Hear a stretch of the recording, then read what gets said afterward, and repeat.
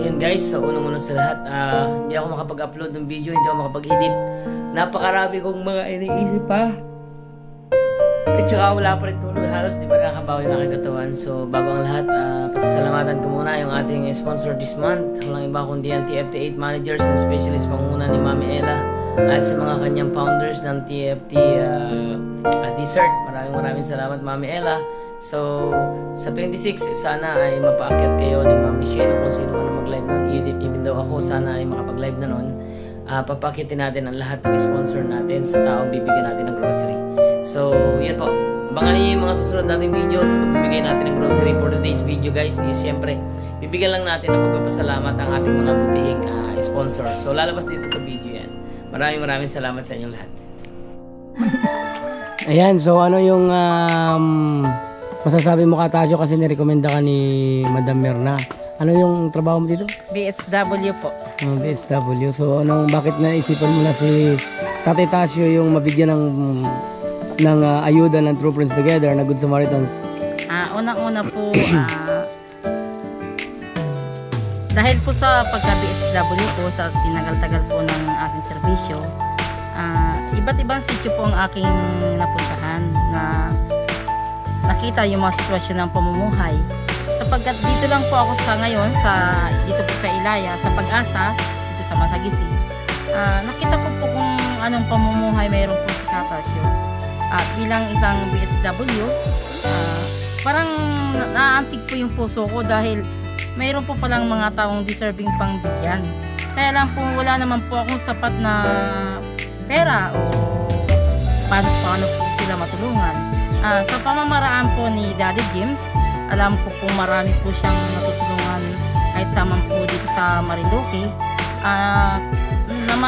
Nilapitan ko po siya na baka po pwede po, mayroon po akong taong nire-recommenda po sa samahan ninyo.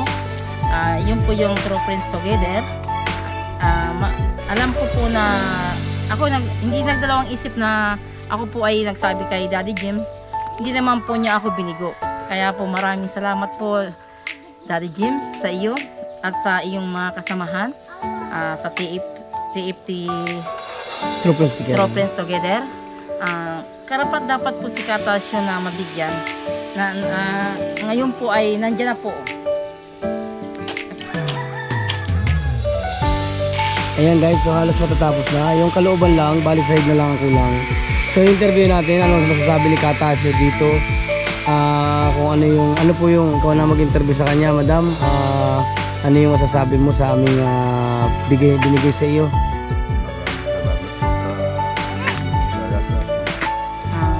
Katasyo, sila po yung pamamaraan lang po ako ni Lord para ako po yung maging daan mo po para ikaw po ay mabigyan ng kanilang pabahay.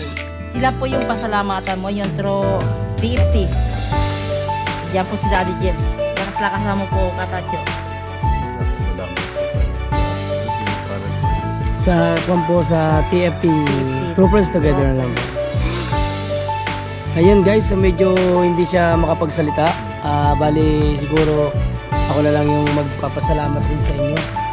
Unang-una sa lahat, nagpapasalamat ako sa True Friends Together, especially sa manager ng TFT 8 department dahil sila yung mga nagbigay sa akin ng sponsor ngayong buwan na ito para dito sa kay tatay. Halika dito tatay para at least makita kanila So syempre ito po ay pang 17 bahay na nating pinapagawa. Light materials lang po yung ating kanyang ibigay. Hindi po tayo makapagpagawa ng bato pero malaking tulong po ito kasi ito po ay wala naman pong inatawag na hinihinging kapalit. Basta kung talagang deserve ka po talaga na mabigyan ng tulong ng TFT family, kami po talaga yung nagabigay. Basta deserve lang po talaga.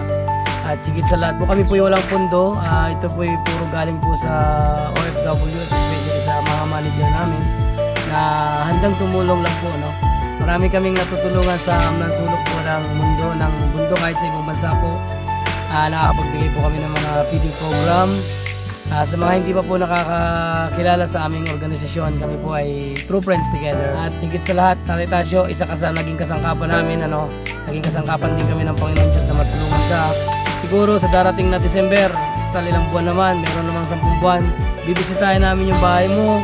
At kung ito ay nalinis mo baga, meron po kaming ipinamimigay na ayuda sa lahat po ng aming taong binibigyan ng bahay.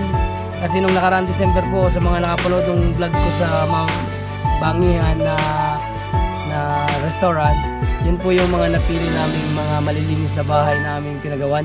Nilinis, pero pag madumi po ay hindi po namin kayo abigyan pa ng ayuda. Meron po yung pera, merong grocery po yun. Tapos, ang ano pa yung mahihiling mo pa? So ayun, papasalamatan natin ang ating mga butihing manager, especially ito po ay puro sa founders Pagkatapos po nito is pasasalamatan natin ang lahat ng TFT family, especially sa pangunguna ng ating butihing head at manager na si Mami Ella. Maraming salamat sa iyo, Mami Ella.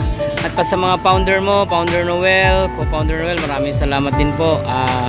Itong video na ito ay para sa inyong lahat, at higit sa lahat, abangan ninyo yung mga susunod nating video para sa pagbibigay natin ng grocery.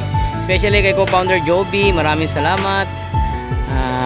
God bless sa iyo, Mami Joby, and especially sa ating loyal na member ng TFT family, Founder Itaya, maraming salamat sa iyo and God bless.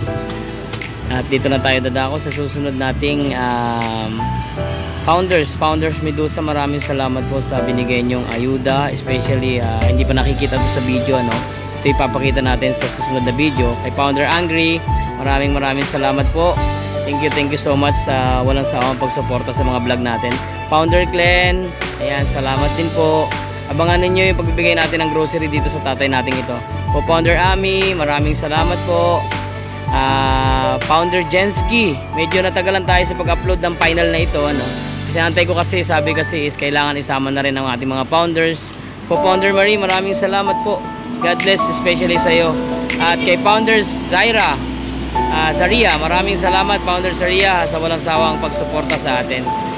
Unang-una sa lahat, syempre hindi natin pwedeng kakalimutan itong ating head managers, si Head Managers Ella, na talagang nandyan para sa ating lahat. Ang video na ito ay syempre ito yung final na ginawa nating bahay, at yung pagbibigay natin ng ayuda is sa susunod nating part 2 ng video. Maraming salamat po, God bless.